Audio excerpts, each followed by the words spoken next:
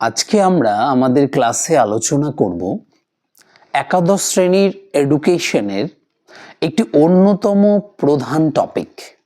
Second সেমিস্টারের এটা একটা উল্লেখযোগ্য গুরুত্বপূর্ণ টপিক, সেটা হচ্ছে প্রাচীন যুগ, মধ্যযুগ এবং স্বাধীনতার পূর্বে ভারতীয় শিক্ষা ব্যবস্থা।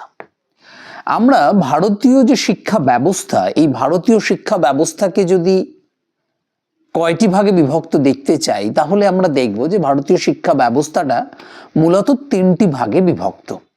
প্রথম যে ভাগটা রয়েছে সেটা হচ্ছে প্রাচীন যুগের শিক্ষা ব্যবস্থা, মধ্যযুগের শিক্ষা ব্যবস্থা এবং আধুনিক যুগের শিক্ষা ব্যবস্থা। এই তিনটে যুগকে আরো ডিটেলসে আমরা যদি আলোচনা করি, তাহলে আমরা প্রথম প্রাচীন যুগ পাব।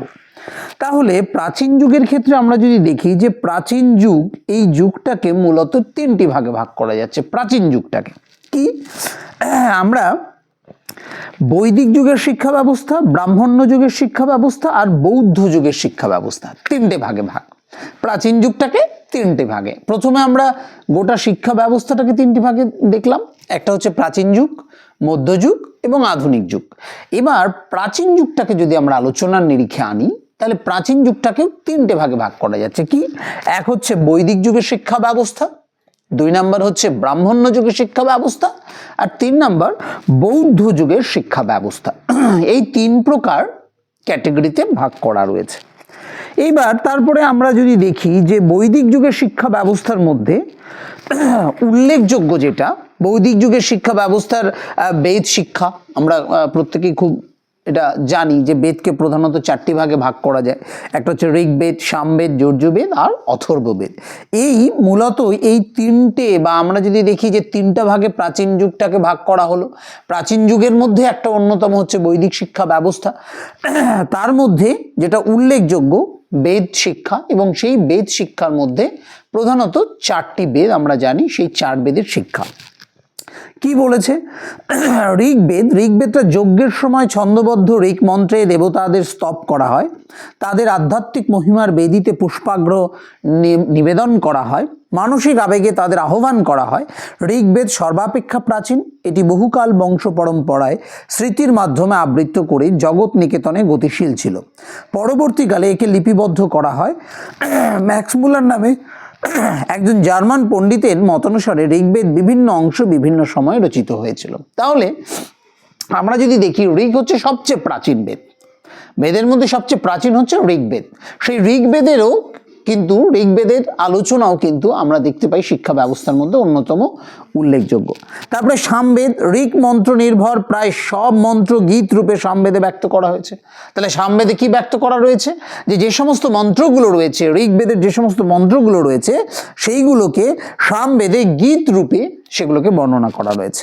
তিন নাম্বার রয়েছে কি? যজুর্বেদ, গদ্যময় যজুর্বেদে যজু মন্ত্রে আহুতি প্রদান করা হয়ে থাকে।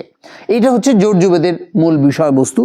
আর অথর্ববেদ, ঋগ্বেদ, সামবেদ, যজুর্বেদ, এই তিন বেদ যজ্ঞে ব্যবহৃত না হলেও অথর্ববেদ বেদেরই অন্তর্ভুক্ত। মন্ত্রের বৈশিষ্ট্য অনুযায়ী বিভিন্ন প্রকার বেদের নামকরণ করা হলেও প্রত্যেক বেদেই বিশিষ্ট ব্রাহ্মণ, আরণ্যক এবং উপনিষদ সমূহ আছে। এটা হচ্ছে বেদ শিক্ষা। এবার আছে উপনিষদ। উপনিষদ শব্দের অর্থ হচ্ছে ব্রহ্মবিদ্যা। তাহলে কি? উপনিষদ শব্দের অর্থ হচ্ছে ব্রহ্মবিদ্যা।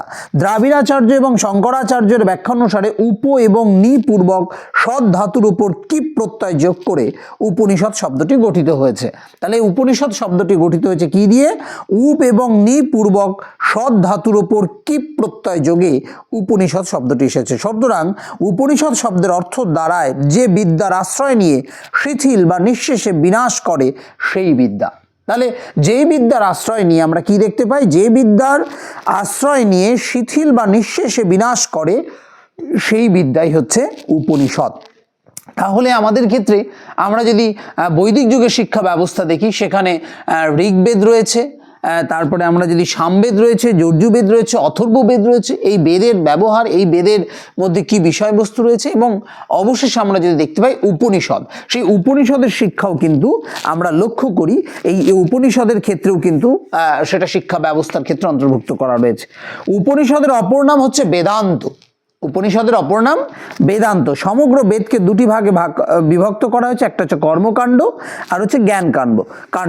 কর্মকাণ্ডর অন্তর্ভুক্তিতে আছে প্রধানত সংহিতা এবং ব্রাহ্মণ, এগুলি প্রধানত যজ্ঞাদি কর্মে নিযুক্ত হয়ে থাকে। আর কর্মকাণ্ড পার্থিব জীবনের লৌকিক ও অলৌকিক ফলের অধিকারী করে, জ্ঞানকাণ্ড জীবকে চিরশুদ্ধির বেদিতে মুক্তির ভাগী করে তোলে, সেটা হচ্ছে জ্ঞানকাণ্ড। তাহলে কি কি পেলাম আমরা পেলাম কর্মকাণ্ড আর জ্ঞান লাভ। এই দুটো ভাগে আমরা উপনিষদ বা বেদান্তের সমগ্র বেদটাকে দুটো ভাগে ভাগ করা হয়েছে, একটা হচ্ছে কর্মকাণ্ড আর একটা হচ্ছে জ্ঞান লাভ। কর্মকাণ্ডের মধ্যে কি দেখতে পাই? কর্মকাণ্ডের মধ্যে মূলত যেটা দেখতে পাই সংহিতা এবং ব্রাহ্মণ, এগুলোর মধ্যে যজ্ঞাদি কর্মে নিযুক্ত হয়ে থাকে, সেটাকে আমরা পাই কর্মকাণ্ডে। এবং জ্ঞানকাণ্ড কি পাই? জ্ঞানের ক্ষেত্রে আমরা যদি দেখি জ্ঞান লাভ করা বা নিজেকে বিশেষ করে আত্মস্থ করা এবং নিজেকে সঠিকভাবে চেনা, এই সমস্তটাই কিন্তু আমরা দেখতে পাই উপনিষদের ক্ষেত্রে। তাহলে বৈদিক যুগের যে শিক্ষা ব্যবস্থা, এই শিক্ষা ব্যবস্থার আলাদা আলাদা ভাগ রয়েছে এবং তাদের শিক্ষার ক্ষেত্রে তার কি গুরুত্ব রয়েছে সেটা নিয়ে আমরা আলোচনা করলাম। আজকের ক্লাসে বৈদিক যুগের শিক্ষা ব্যবস্থা নিয়ে আমরা আলোচনা করলাম। আগামী ক্লাসে তার পরবর্তী পর্যায়ে আমরা যদি দেখি বৈদিক শিক্ষা, বৌদ্ধ যুগের শিক্ষা এবং ব্রাহ্মণ্য শিক্ষা, এই যে তিনটে ভাগ, তার মধ্যে আমরা বৈদিক যুগটা শেষ করলাম। এর পরের যে ক্লাস, সেই ক্লাসে আমরা পরবর্তী যে যুগগুলো রয়েছে সেগুলো নিয়ে অবশ্যই আলোচনা করব। আজকের ক্লাস আমাদের এই অবধি।